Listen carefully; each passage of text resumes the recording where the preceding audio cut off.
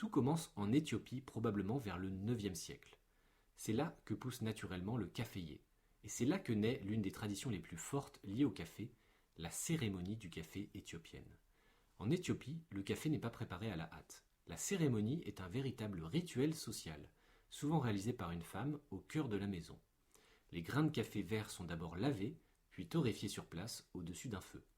L'odeur se répand dans la pièce et fait partie intégrante de l'expérience.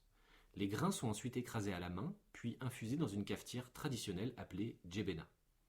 Le café est servi en plusieurs passages successifs, généralement 3. Chaque tasse a une signification.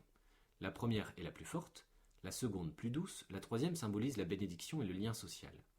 La cérémonie peut durer plus d'une heure. On y boit du café, mais surtout on y parle, on écoute, on partage. C'est un moment de respect, de communauté et de transmission. À partir de l'Éthiopie, le café traverse la mer Rouge pour s'installer au Yémen. C'est là qu'il devient une boisson structurée, cultivée et diffusée. Les soufis l'utilisent pour rester éveillés pendant les prières nocturnes. Le café devient à la fois stimulant, spirituel et social. À partir du XVe siècle, le café se répand dans le monde musulman.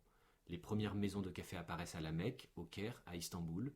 On y boit du café, mais surtout on y débat. On y échange des idées. Le café devient un lieu autant qu'une boisson. Lorsque le café arrive en Europe au XVIIe siècle, il suscite d'abord la méfiance.